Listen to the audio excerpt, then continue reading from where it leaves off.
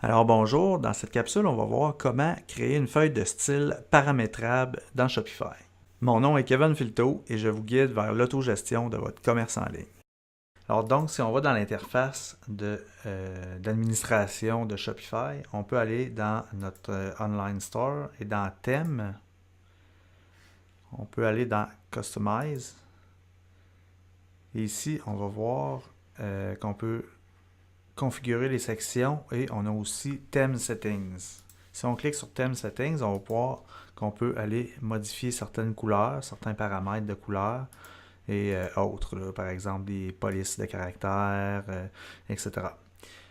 Dans la capsule ici, on va y aller pour le changement d'une couleur, comment l'intégrer dans votre thème et aussi créer, dans le fond, une partie thème personnalisé pour ne pas aller modifier le thème de base de Shopify, mais créer un thème qui vient surpasser, si on veut, qui vient par-dessus le thème de Shopify.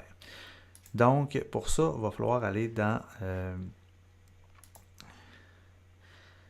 thème et dans action, on va aller sur éditer le code, edit code.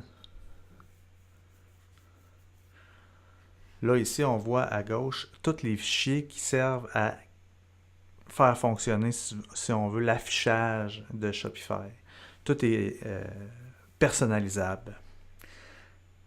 Donc, si on regarde dans les layouts, dans le fond, c'est c'est ce qui crée la structure de l'affichage, c'est la partie de base. Donc, sur theme.liquid, on peut ouvrir le fichier. C'est sûr que là, il ne faut pas avoir trop peur de voir du code. Pour certains, c'est peut-être une première, mais on va y aller très simplement pour vous permettre de créer un changement de couleur, par exemple, sur un élément. Ici, on voit, si on descend un petit peu plus bas, on voit que le thème inclut un fichier thème.scss.css. C'est le fichier, en fin de compte, qui va donner l'aspect visuel au niveau des couleurs, les fontes à utiliser, le positionnement des éléments dans la page, etc. Ici, le fichier thème, lui, c'est plus au niveau des éléments qui vont composer la page et non la façon qu'ils sont présentés. Donc, si on descend, on voit qu'il utilise le asset URL. Donc, on vient dans notre colonne à gauche, choisir asset et on va voir qu'on a notre thème.scss.liquid. SCSS, c'est un format de fichier qui permet de créer des fichiers CSS, des feuilles de style en fin de compte, mais un petit peu plus évolué, là, qui permet, entre autres, l'imbrication des classes, etc. Là. On n'entrera pas trop dans les détails, mais ça permet plus de versatilité de faire un code plus propre et concis. Le point liquide, lui, c'est une extension qui appartient à Shopify qui permet d'utiliser ces variables à lui et de les intégrer dans vos thèmes, etc. C'est ça qui va nous intéresser dans notre cas présent parce qu'on veut, dans le fond, créer un paramètre qu'on va pouvoir aller modifier quand on a vu tantôt dans la section des settings là, du thème. Donc, ici, on voudrait se créer, comme je disais tantôt, un nouveau thème parce qu'on ne veut pas aller modifier le thème en cours parce que s'il y a un changement, lorsqu'on fait une mise à jour ou quelque chose comme ça, on ne veut pas que notre changement soit écrasé. Donc, on va aller se créer un nouveau thème qu'on va aller sur créer un nouveau complètement, qu'on va appeler, par exemple, My Theme. Puis, on va l'appeler aussi scss.liquid. On voit qu'on ne serait pas obligé d'utiliser l'extension liquide, ce qui veut dire qu'on ne pourra pas utiliser les variables de Shopify. Même chose qu'on voit les différents types de fichiers. Donc ici, scss.liquid, on crée notre page. Ici, on va venir lui intégrer des éléments. Par exemple, dans mon exemple, ce que je veux aller faire, c'est modifier la couleur de la bordure du tableau. Donc, si je reviens ici, je voudrais dire table. Pour un tableau, dans le fond, c'est toujours le TD qui sont les cellules. Donc, mon tableau TD, c'est pour la cellule en tant que telle. Et on voudrait créer une bordure, dans le fond, border 1 px solide. Puis on voudrait la mettre rouge, par exemple. C'est là pourquoi qu'on voudrait utiliser le setting, c'est que si on veut aller changer facilement notre couleur par après, on ne sera pas obligé de venir écrire un code qui des fois qui peut être un petit peu plus difficile à comprendre, mais pour l'instant, on va le faire comme ça.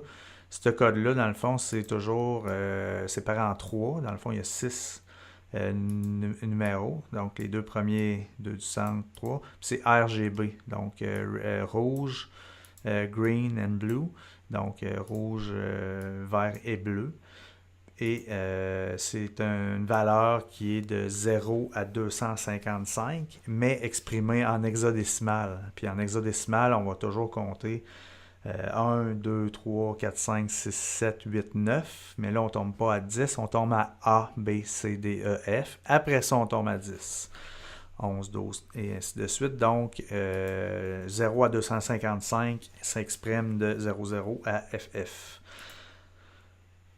Ça, vous pouvez retrouver de l'information largement là-dessus sur Internet. Ici, on voit que j'ai imbriqué justement mon style pour la cellule, la table, dans la table. Donc, c'est ce que permet SCSS. Si je l'aurais voulu exprimer directement en CSS, j'aurais pas pu faire ça.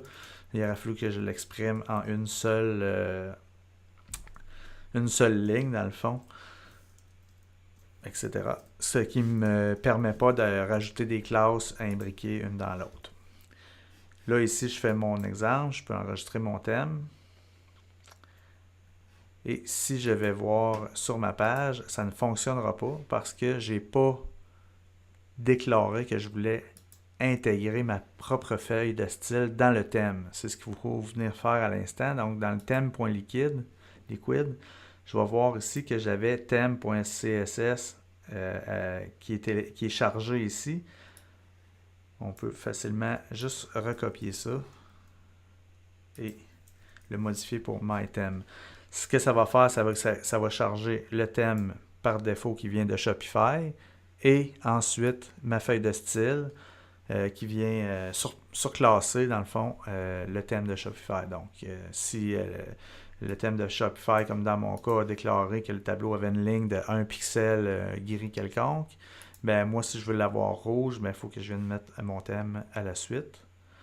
Donc, on n'a pas besoin de se prendre la tête avec tous les symboles et tout. Là, juste recopier la ligne et tout va bien fonctionner. On enregistre le thème et si on vient charger notre page, on voit qu'on a modifié la bordure de notre tableau. Là, ce qui devient intéressant, c'est d'ajouter, comme je vous disais, un paramètre où ce qu'on va pouvoir, après ça, modifier facilement la couleur sans avoir à changer du code à chaque fois. C'est qu'on va aller dans les configs et on voit qu'on a deux fichiers. S'il n'est pas là, le fichier, vous pouvez le créer. Ensuite, Shopify va le prendre en compte. Donc, si on va avec le setting data, lui, il va se modifier tout seul, il ne faut pas y toucher. Et c'est notre setting schéma qui va être à modifier. Là, on voit encore beaucoup de code, mais on va y aller simple. C'est encore tout simplement toujours imbriqué entre accolades. C'est que vous avez toujours comme une arborescence, si on veut, des éléments. Ici, on voit que on a l'information sur le thème. Ensuite, on voit qu'il y a un setting pour les couleurs. Nous, c'est cette section-là qui va nous intéresser. On va vouloir aller ajouter à la fin notre couleur pour notre tableau. Ici, on voit deux types d'éléments. On voit le type header puis le type color. Si on va revoir un petit peu comment c'était fait dans notre thème, et que je viens dans les thème settings, on voit que j'avais les différentes sections.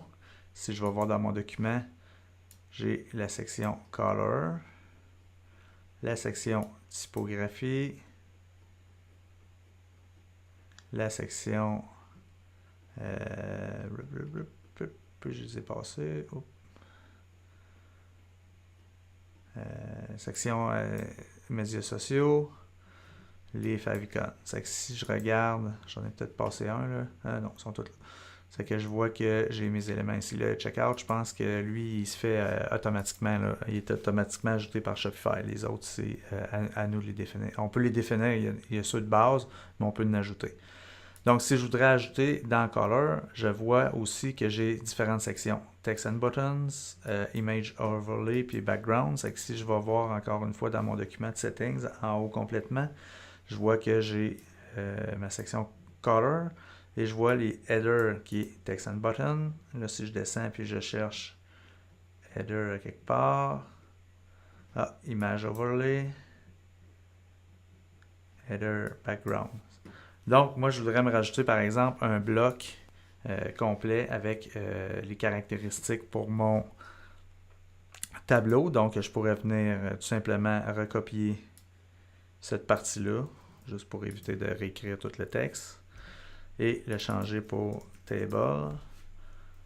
Et ça va être un type Color, encore une fois. Le nom de la couleur. Cette information-là est très importante. C'est le nom de la variable qui va être utilisé dans mon thème pour appeler cette couleur-là. Donc, il faut savoir qu'est-ce qu'on a écrit. Donc, ici, on voit qu'ils ont tendance à nommer toujours color quelque chose. Donc, color table borders.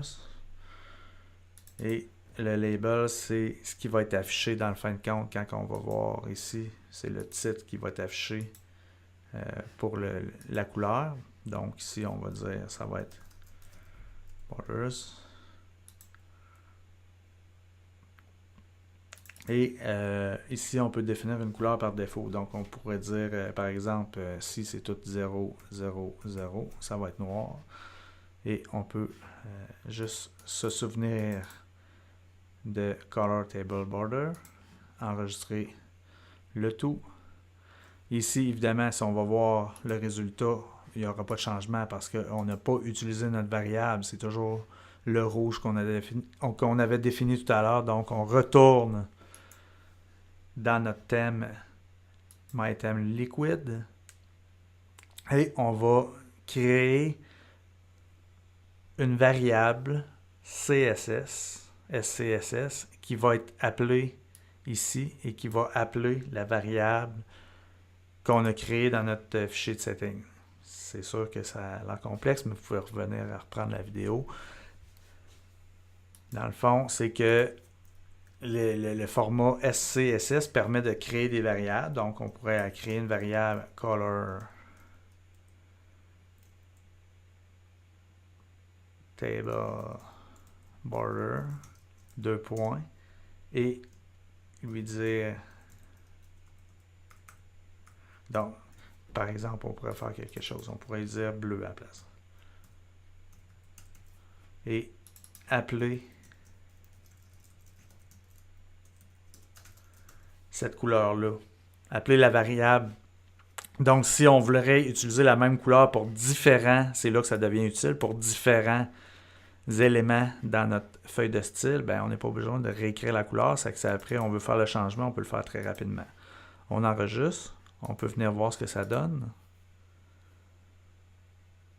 Mon tableau est rendu bleu. Donc, ça fonctionne. J'ai vu que j'avais défini ma couleur ici et que je l'appelle à cet endroit-là. Dans le fond, le 1 pixel, c'est l'épaisseur de la ligne. Le 1px. Le solide, ça veut dire qu'on pourrait faire une ligne dash, il me semble, comme ça. Et dotted aussi, à pointillé. Il y a différents types de lignes. Là. On va rester sur le solide. Là, ce qu'on veut, c'est utiliser la variable qu'on a définie dans les settings. On se rappelle le nom. On a gardé le même nom ici. Pour appeler des variables du moteur, si on veut, de thème liquide, c'est avec double accolade. Donc, ça va être color table. Toujours se rappeler que les majuscules et minuscules sont importantes. C'est que l'idéal, c'est de toujours travailler avec des minuscules dans le cas présent, c'est que c'est beaucoup plus facile de se retrouver. Et border. On enregistre. On se souvient qu'on avait défini notre couleur par défaut comme étant le noir. Donc, si je viens revoir mon produit, normalement, mon tableau va être noir. J'ai une petite erreur.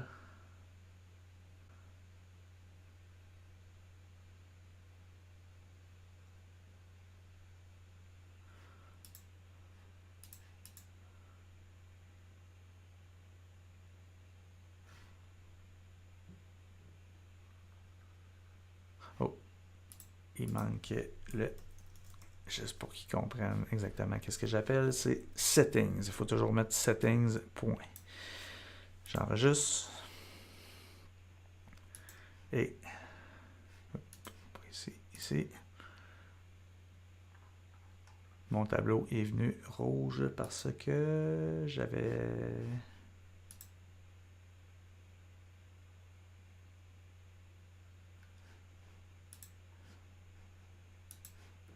Oh, j'avais mis rouge. Tantôt, quand je l'ai fait, j'avais gardé un setting rouge puis il est allé le rechercher. Donc, ici, si je viens le changer pour, par exemple, vert, on peut enregistrer en haut à droite.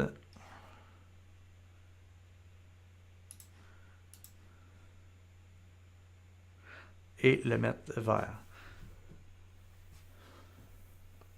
Ça complète la capsule. Donc ici, on va pouvoir modifier après ça la couleur comme on veut dans notre thème. C'est sûr que l'opération est un petit peu plus complexe. Si c'est pas quelque chose que vous voulez vous embarquer dedans parce que vous le faites juste une fois, vous pouvez demander à votre webmaster si vous en avez un, ou sinon, moi, je peux le faire avec plaisir. Là. Vous avez juste à consulter mon site là, pour faire affaire à mes services. Je vous remercie beaucoup d'avoir écouté ma capsule. Et évidemment, encore une fois, là, je vous invite à consulter mon site là, si vous voulez retrouver d'autres capsules de ce type et à faire appel à mes services. Je vous remercie beaucoup.